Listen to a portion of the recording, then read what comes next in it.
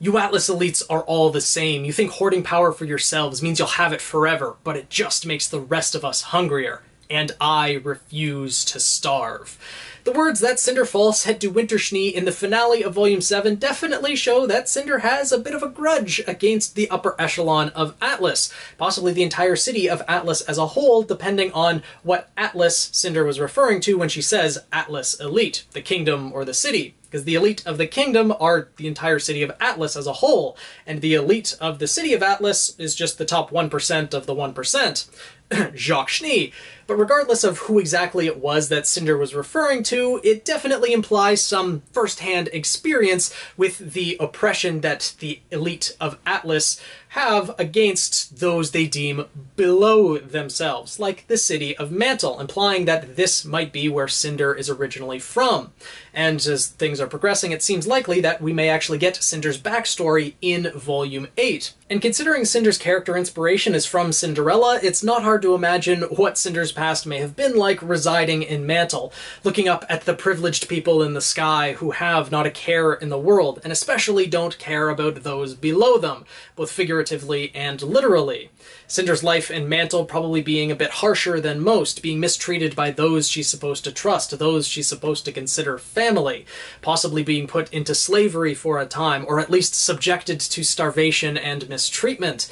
Cinder eventually developing this grudge against Atlas, and this entitlement that she deserves some of this power for herself, eventually getting contact with Salem and getting on the path to obtaining the Maiden Powers, something that she now believes is hers, something that puts her above other mortal beings, something that would put her above anyone who has oppressed her in the past.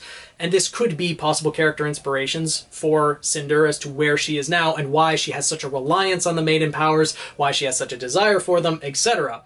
But really, we don't have any idea as of yet because we haven't seen her backstory yet.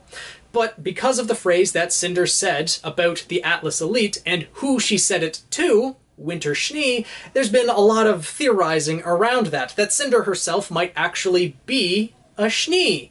Now, I can kind of see where people are coming from, but I'm going to say this right now.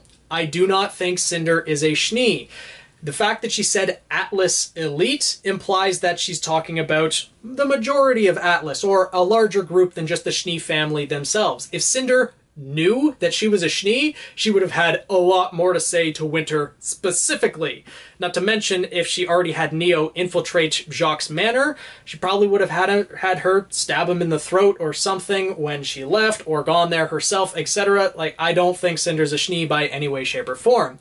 Though I do see where people are coming from. With their character aesthetics, Cinder having a very black aesthetic in Volume 7, and the Schnee family, of course, having a very white aesthetic, Snow White, Winter, etc., and those colors being opposite themselves. But remember, Cinder has only had this black outfit for the past volume. She only got it at the end of Volume 6. Not to mention, Cinder's also using the fire powers, and the Schnees are very much ice-focused. So I can see the parallels. However, I think Cinder is related, at least in a roundabout way, to a different character that returned in Volume 7. Penny Polendina, I think Cinder is going to find out that she has some history with, whether she knows it or not. And that is because of the picture that Pietro showed in Volume 7. In Episode 7, I believe, Worst Case Scenario. Now, that picture showed all the scientists that Pietro worked with when it seemed that his project was chosen over everyone else's. Of course, the major implication there was that Watts was a part of that team, and he looked very pissed off in the picture that he wasn't chosen. That led to him thinking that no one appreciated his genius, drove him to Salem, drove him to hate Atlas, etc. But there's another character shown in this picture that looks remarkably similar to Cinder. Has the same hair color, has the same eye color, and kind of similar facial structure, it seems. The picture's a little bit blurry, we haven't seen this person clearly, but this could be Cinder's mother. Considering the age difference from Pietro currently in the RWBY series to Pietro in that picture, the timeline could definitely fit for this person being Cinder's mother. And with that being the case, she would be an Atlesian scientist, someone who resides up in Atlas, maybe not originating in Atlas herself, maybe coming from Mantle, and maybe leaving her child, being Cinder, with a husband or a divorced husband or something along those lines, where Cinder ended up in an orphanage or an adoptive family or something like that. And because she finds out that her mother is a scientist up in Atlas, well, Cinder feels that that privilege should be hers, etc. And now that her mother has given birth to or was responsible for the creation of another child, Penny, well, that draws a lot of parallels. Cinder would hate Penny because Penny is getting everything just handed to her that Cinder never had. And this would kind of give an interesting tie-in to the overall Cinderella story, that Cinder isn't necessarily Cinderella herself, but the evil stepsister in some way, shape, or form. Cinderella and the evil stepsister, maybe, etc. You know, it kind of makes sense in some way, shape, or form.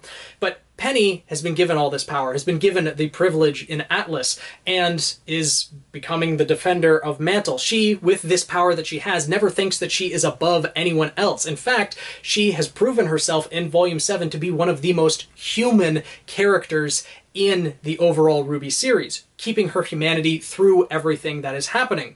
Whereas Cinder is giving up her humanity, literally and figuratively, becoming a monster with the grim arm in an effort to get the Maiden Powers. Not to mention giving up her humanity as a whole, killing anyone that she comes across that would possibly get in her way of obtaining the Maiden Powers. And now, Cinder has one of the Maiden Powers. She uses it in a very fiery way, and now Penny has the Winter Maiden Powers, which we saw her use in an ice fashion, or at least there were a couple snowflakes fluttering around.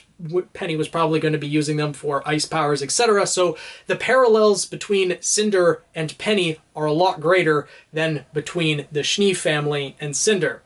So I really don't think that Cinder is a member of the Schnee family, but Cinder may, in some way, shape, or form, be a Polendina. Now, I don't think Cinder's father is Pietro, but the fact that Penny's mother technically could be considered this woman in the picture, someone who helped Pietro create Penny, create this entire technology, that would make Penny kind of Cinder's stepsister in a way.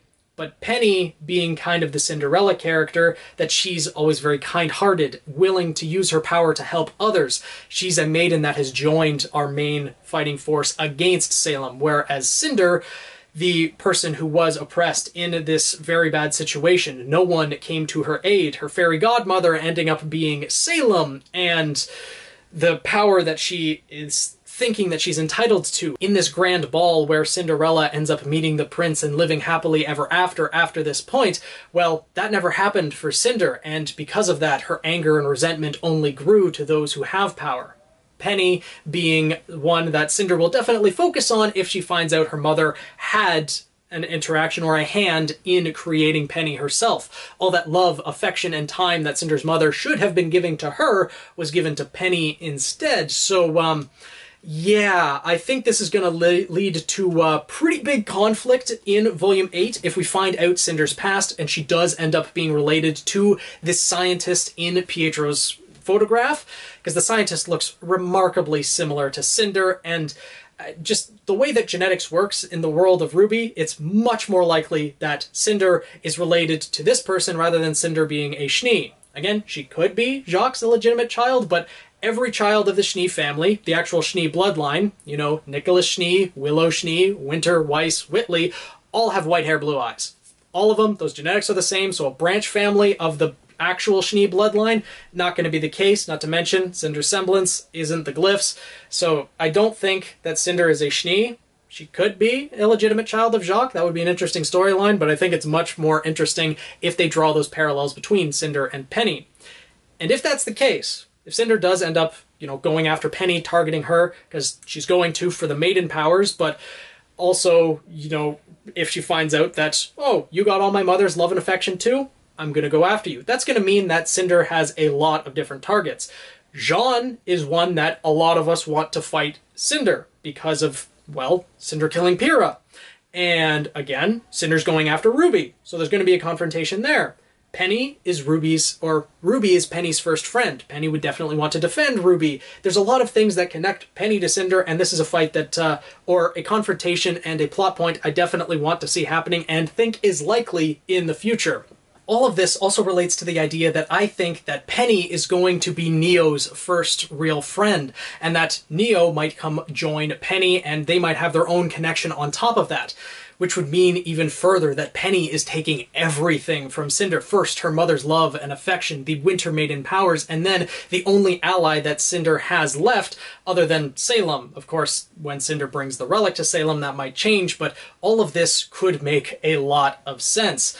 But I've rambled quite a bit for this video. Hopefully all of my points are clear, and if you did watch this long, thank you very much for doing so. Make sure to leave your comments down below, because I'm really interested to hear your thoughts on the matter. If there are more parallels that I missed between Cinder and Winter, if you do think that Cinder is a Schnee, please let me know. I would love to hear your ideas, your comments, etc. Or do you think it's much more likely, like I do, that Cinder has these connections to Penny and Pietro in this mysterious woman in Pietro's picture? I would really like to know your thoughts down in the comments below. Hopefully you guys enjoyed this video. If you did, make sure to subscribe if you want more RWBY theories, more RWBY content, etc. Tweet me at PhoenixKnight7, and I'll see you guys in the next video.